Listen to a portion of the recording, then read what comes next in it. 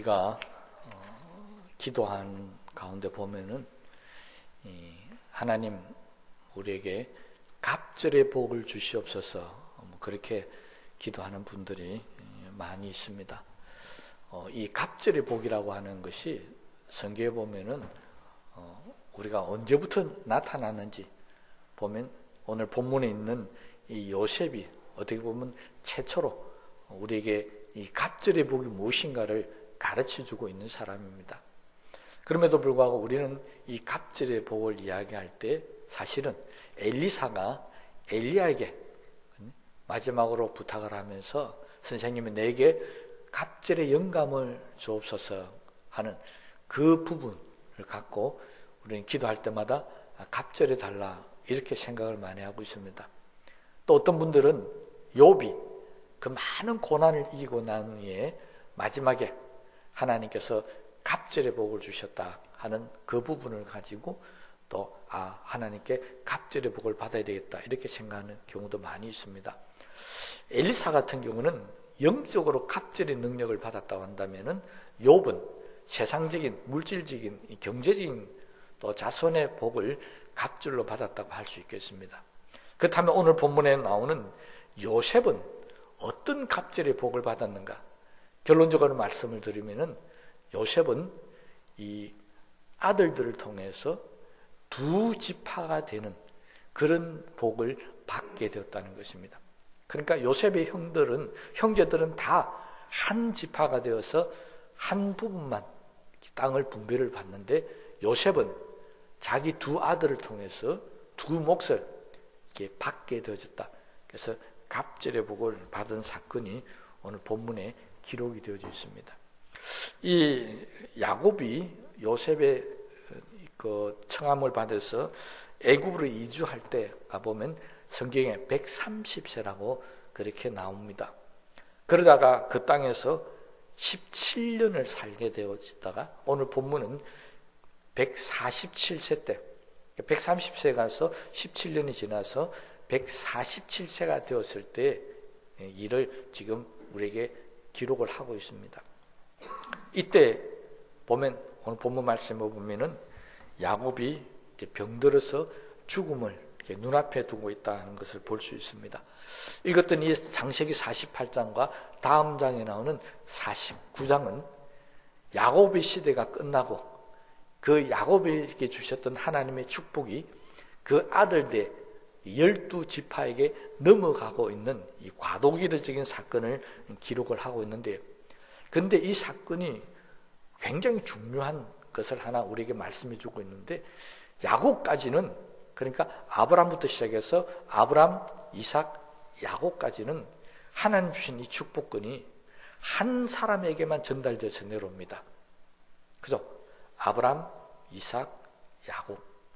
그러다가 야곱에 대해 와서는 이것이 12지파로 나눠지면서 이 하나님의 축복이 12지파로 나눠서 분배가 된다는 것입니다. 이것은 영적인 축복만 분배가 되는 것이 아니라 실제적으로 가나안 땅을 점령하고 난 이후에 땅도 12로 나눠서 이게 분배를 해줬다는 사실을 알 수 있습니다.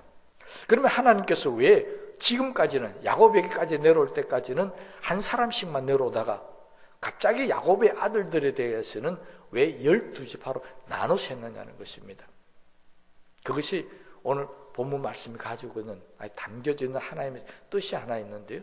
그것은 이제부터는 아브라함에게 약속하고 이삭에게 약속하고 야곱에게 약속했던 대로 너를 통해서 큰 민족을 이루고 그리고 네가 이룬 이 민족으로 말미암아서 열방 세계에 있는 모든 민족이 복을 받게 하겠다. 이것이 하나님께서 아브라함에게 주셨던 축복의 조건이었습니다. 바로 이것을 이루기 위해서 하나님께서 야곱의 아들들에 와서 큰 민족을 이루도록 12지파를 만들었고, 그리고 이들을 통해서 이제 이 땅에 하나님의 나라를 이루어가려고 하는 그런 계획을 진행시키더라는 것입니다. 이 과정에서 요셉은 갑절의 복을 받게 되는데, 이 야곱이 병들어서 죽게 되었다는 소리를 듣고 이제 두 아들 므낫세와 에브라임을 데리고 야곱을 찾아갑니다. 그런데 5절 말씀을 보면은 찾아온 이 요셉과 요셉의 두 아들을 보면서 정말 이게 무슨 말이지 할 정도로 깜짝 놀랄 말을 지금 야곱이 하고 있습니다. 요셉에게 말하기를 내 두 아들을 내 것으로 만들겠다는 것입니다. 이게 무슨 말이냐면 내 아들을 삼겠다. 그러니까 손자를 아들로 삼겠다라고 그렇게 선포를 해버립니다. 나이가 많아서 좀 정신이 혼미해서 잘못 말하는가? 아니었습니다. 성경을 보면 그 뒤에 계속해서 나오겠지만 정말로 야곱은 이 요셉의 두 아들 므낫세와 에브라임에게 축복해서 두 지파를 이루도록 그렇게 해주었다는 것입니다. 야곱이 아들이 된다는 것은 결국 다른 말로 무엇이 하니까 10지파의 수장이 된다는 것이고 또 가나안 땅을 분배받을 수 있는 그런 자격을 갖추게 된다는 것입니다. 그러면서 야곱은 이야기합니다. 르우벤과 시몬처럼 될 것이다. 이 말은 무슨 말입니까? 르우벤도 땅을 분배받았고 시몬도 땅을 분배받은 것처럼 에브라임과 므낫세도 땅을 분배받을 것이고 그들에게도 나에게 준 하나님의 축복을 그대로 나누어 주겠다라고 그렇게 지금 약속을 하고 있습니다. 이 선포 때문에 구약에는 요셉이라는 지파의 이름이 사라져버립니다. 여러분 구약에 읽으면서 요셉 지파라는 이름을 본 일이 있습니까? 없습니다. 요셉 지파가 없어져 버리고 거기에 바로 에브라임 지파, 므낫세 지파가 생겨지게 되고 이 두 지파가 정말 어마어마한 땅을 분배를 받게 됩니다. 왜 그랬을까요? 왜 하나님께서 12아들 중에 하필이면 요셉이라고 하는 이 아들에게만 다른 아들이 아니고요. 이 아들에게만 두 지파로 나눠서 주는 그런 축복을 했었냐는 것입니다. 그럼 성경에 보면 하나님께서 사람들을 축복할 때 축복의 원리가 있습니다. 이 원리가 똑같이 적용이 되는데 아브라함에게도 이삭에게도 야곱에게도 그 뒤에 모든 사람 우리도 역시 마찬가지입니다. 하나님의 축복을 받으려면은 그 조건들이 몇 가지가 있는데 그 중에 하나가 하나님의 나라를 이루어가는 사람입니다. 내가 하나님의 나라를 이루는 데 쓰임 받으면은 하나님께서 그 사람을 축복한다는 것입니다. 또 내가 다른 사람들을 구원하는데 복음을 전해서 그 영혼을 실족치 않고 하나님의 나라 백성 만드는 데 쓰임을 받는 사람, 하나님은 이런 사람들을 축복하십니다. 그리고 하나만 더 말씀드리면 우리 주변에 있는 가난하고 연약하고 보잘것없는 그런 사람들을 돌아보는 사람들, 이런 사람들에게 하나님은 축복을 합니다. 바로 요셉이 축복을 받은 원리도 바로 여기에 있습니다. 요셉은 자기 아버지의 식구들이 70명 되는, 이전할 때 보면 70명으로 나오고 있죠. 그 모든 식구들을 다 애굽으로 불러서 기근에 고통당하지 않게 하고 기근에 죽는 사람 없도록 그렇게 그들을 불러서 지키고 보호해 줍니다. 이 일이 얼마나 중요하냐면요, 만약에 요셉을 제외한 야곱과 그의 형제들이 계속해서 그 가나안 땅에 살다가 누가 기근으로 한 사람이 해를 당한다든지 죽임을 당해버리면 하나님의 계획이 무너진다는 것입니다. 하나님의 계획은 뭐라고요? 12지파를 이루어서 세상에 있는 모든 민족들이 복을 받게 하는 것인데 이 중에 한 사람이라도 죽어버리면 그 하나님의 뜻이 무너지는 것입니다. 그래서 요셉이 한 일은 정말로 하나님의 나라를 이루고 하나님의 뜻을 이루는데 엄청나게 큰 일을 했다는 것입니다. 그래서 하나님께서 요셉에게 갑절의 복을 준 것입니다. 여러분, 세상의 모든 부모가 다 그렇겠죠. 내가 2배의 복을 받는 게 낫습니까? 내 자녀들이 2배의 복을 받는 게 낫습니까? 대답을 안 하시네. 요즘 시제가 참 많이 바뀌었습니다. 내가 복 두 배 복을 받는 게 낫다고 그러는 것 같습니다. 대부분 부모들은 자녀들이 나보다 더 잘 되고 나보다 더 갑절의 복을 받는 게 얼마나 좋겠습니까? 그러니까 요셉이 자기 혼자 두 배의 복을 받는 것보다는 차라리 그 복을 두 아들에게 나눠줘서 아들들이 자기만큼 하나씩 복을 받는 그것이 아마 요셉에게 훨씬 더 좋았을 겁니다. 그러니까 요셉의 지파, 자기 이름을 남겨서 요셉의 지파가 되는 것보다는 차라리 므낫세, 에브라임 지파가 되는 것이 그에게 훨씬 더 복이었다는 사실을 우리가 알 수가 있습니다. 그러니까 하나님께서는 요셉이 바로 이 일을 감당하는 것에 대가로 그들 두 아들을 복되게 했다는 것입니다.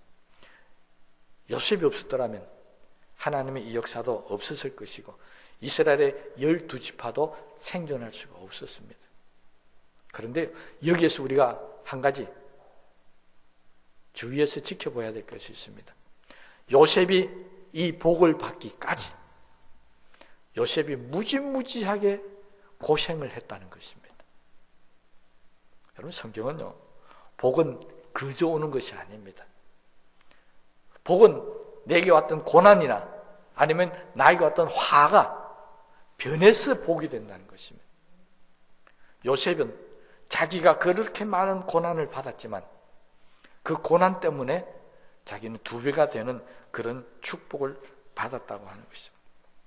앞에 있는 37장에 보면은 17살 때 형들에 의해서 팔려가고 30살이 될 때까지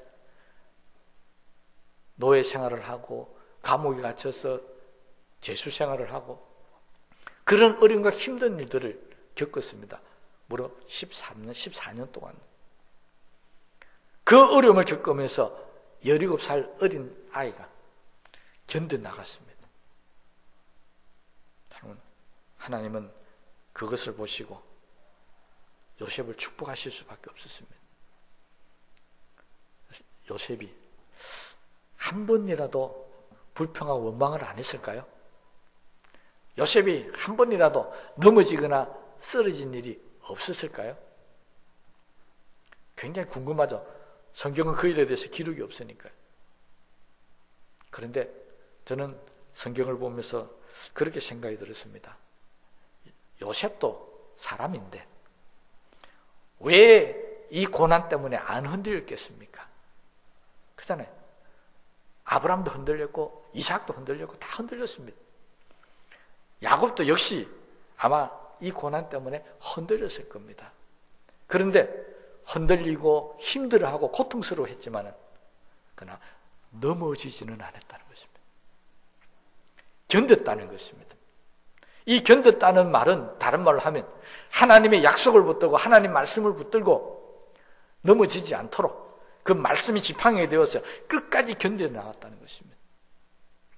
종살이하면서도 견뎠습니다. 감옥에서도 견뎠습니다. 그래서 그는 이 견딤의 끝에 이 고난을 잘 이겼기 때문에 하나님께서 요셉에게 갑절의 복을 주신 것입니다. 여기서 우리는 갑절의 복을 받을 수 있는 신앙의 원리를 하나 발견할 수 있습니다. 우리도 우리에게 어떤 고난과 어려움과 힘든 일이 있더라도 때로는 흔들리고 낙심이 되고 때로는 고통스러워서 울기도 하고 하지만 그러나 절대로 넘어져서는 안 된다는 것입니다. 그 넘어진다는 것은 하나님을 버리면 안 된다는 것입니다. 내 신앙을 버리면 안 되는 것입니다. 요셉은 끝까지 견뎠습니다. 그래서 갑절의 복을 받았던 것처럼 우리도 나를 넘어뜨리려고 하고 하나님부터 멀어지려고 하고 뭔가 하나님 앞에 자꾸 불평과 원망하게 만들려고 하는 그런 마음이 생길 때마다 요셉이 견뎠던 것처럼 잘 견디시기를 바랍니다. 하나님은 끝까지 견디는 자를 축복하십니다. 설교 시작할 때 욥에 대해서 말씀드렸습니다. 욥도 그렇게 많은 고난과 고통을 겪으면서도 끝까지 견뎠습니다. 친구들이 와서 차라리 하나님을 저주하고 참 죽으라고 하는 시까지 아주 무슨 이야기까지 했지만 그러나 그는 끝까지 견뎠습니다. 그래서 어땠다고요?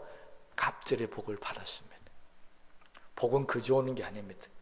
끝까지 견뎌야 옵니다. 그런데 그 복이 올 때는 하나님께서 내가 잃은 것보다, 내가 고통당하는 것보다 갑절로 주시는 하나님이신 것을 믿으시기를 바랍니다. 이것이 축복의 원리입니다. 여러분 정말로 갑절의 복을 받기를 원하십니까?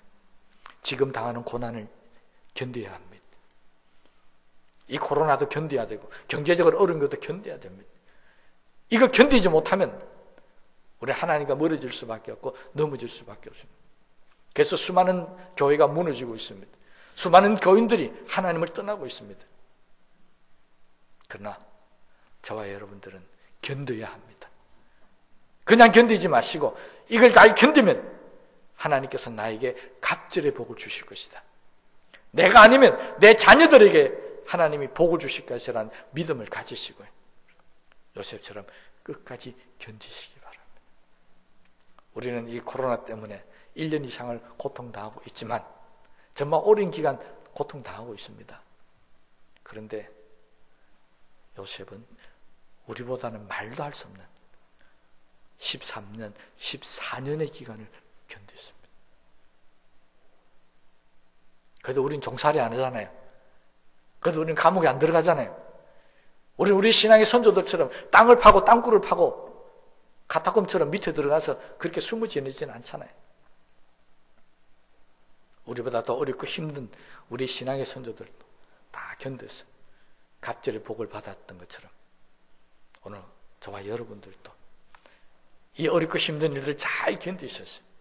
아니 이것뿐만 아니라 앞으로 다가오는 그런 고난과 어려움도 잘 견디셨어요.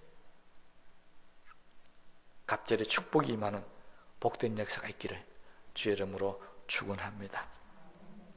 오늘 본문은 견디는 것뿐만이 아니라 또 하나 갑절의 복을 받는 원리를 우리에게 말씀해 주고 있는데 그것은 요셉이 형들을 잘 돌보고 살폈다는 것입니다. 형들의 고통과 고난을 그가 대신 감당했다는 것입니다. 여러분 창세기 45장 4절에서 8절 말씀을 보면 요셉이 형들을 만나고 난 이후에 그들에게 이렇게 얘기합니다. 하나님이 형들을 구원하시려고 나를 먼저 보냈습니다. 지금부터는 내가 형들을 잘 살피고 돌보겠습니다. 형들뿐만 아니라 형들의 가족까지, 자식까지, 그게 속한 모든 식구들까지 내가 잘 지키고 보호해 주겠습니다. 실제적으로 그들을 애굽으로 불렀어요. 애굽 땅에서도 가장 좋은 땅 중에 하나였던 고센 땅에 그들의 가족들이 거하도록 그렇게 은혜를 베풀어 줍니다. 하나님은 이걸 보시고 기뻐하신 것입니다. 이 형들이 어떤 형들입니까? 이 형들이 자기를 팔아먹은 형들입니다. 자기를 근 14년 동안 고통스럽게 아픔을 줬던 그 형제들입니다. 그런데 그 형제들이 굶주리고 헐벗고 고통당한다 하니까 자기 곁으로 불러서 오히려 그들을 지켜주고 보호해줬다는 것입니다. 하나님의 상 주시는 원리 뭐였다고요? 연약하고 가난하고 불쌍한 자를 돌아보는 것. 하나님이 요셉을 통해서 그것을 보여주신 것입니다. 마태복음에 기록할 때 연약한 자, 지극히 작은 자를 돌아보면 이 땅의 마지막 날에 주님 다시 오시는 날에 하나님께서 큰 상을 주신다고 그렇게 기록하고 있습니다. 이게 상 받는 원리입니다. 그런데 가난하고 연약한 자를 돌아볼 그것만 해도 상을 주시지만 그러나 그보다 더 크고 복된 상이 뭐냐니까 바로 나에게 고통을 주고 아픔을 주고 나를 해치고 나를 정말 힘들게 만들었던 그 사람이 어렵고 힘들어지고 나는 권력을 가지고 나는 부귀 영광을 누리고 있다는 것입니다. 그때에 내가 그들을 지키고 보호해주는 원수 갖고 복수하는 것이 아니라 오히려 그들에게 은혜를 베푸고 사랑을 베풀어 주는 그런 모습 요셉이 보여줬고 하나님 그 모습을 보시고 요셉을 축복하신 것입니다. 이것은 요셉뿐만이 아닙니다. 우리가 잘 아는 다윗 왕도 하나님 마음에 합했다라고 할 때 그 사건을 보면 바로 그 앞에 있었던 사울 왕이 자기를 죽이려고 그럽니다. 군대를 파송해서 다윗을 죽이려고 그렇게 애를 쓰는데 다윗은 이 사울 왕을 2번이나 죽일 수 있는 기회가 있었습니다. 그런데 죽이지 않습니다. 살려줍니다. 하나님은 그 모습을 보면서 다윗을 기뻐하셨습니다. 사울은 다윗을 죽이려고 달라드는데 다윗은 사울을 살려주는 것입니다. 여러분이 하나님이시라면 누구를 축복하겠습니까? 죽이려고 하는 사울을 축복하겠습니까? 자기 원수를 살리려고 하는 다윗을 축복하겠습니까? 우리라도 다윗을 축복하지 사울을 축복하지 않을 것입니다. 성경이 말하는 축복의 원리는 바로 이겁니다. 요셉은 형들은 자기를 죽이려고 했지만 자기는 지금 형들을 살리고 있는 것입니다. 이 대단한 일 아닙니까? 어떻게 이럴 수가 있습니까? 요셉은 어떻게 이런 마음을 가졌을까요?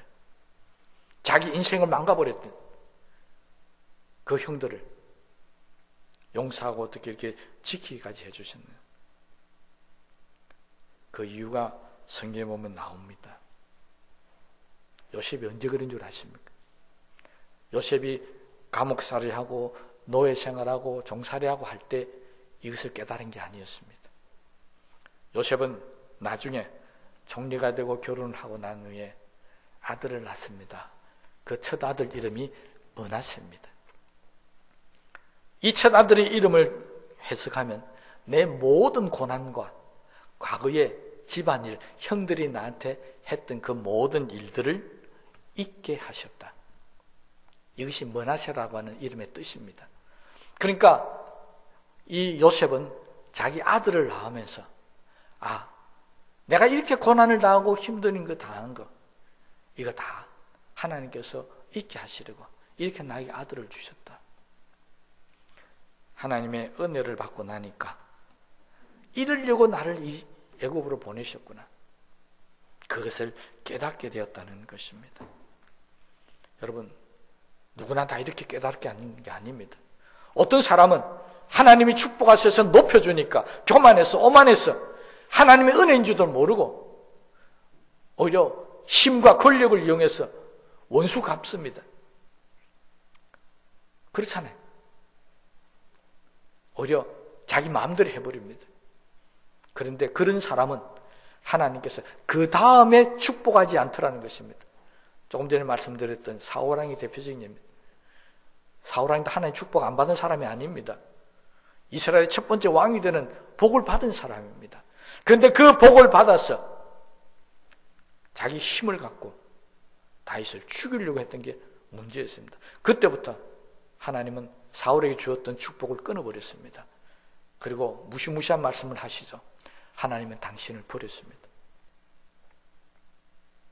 내게 힘이 생겼을 때 원수 갚을 힘이 생기고 내게 고통을 줬던 그 사람을 내가 해할 수 있는 그럴 때가 되었을지라도 품어주고 살펴주는 그런 사람에게 하나님은 갑절의 복을 주시는 줄로 믿으시기를 바랍니다.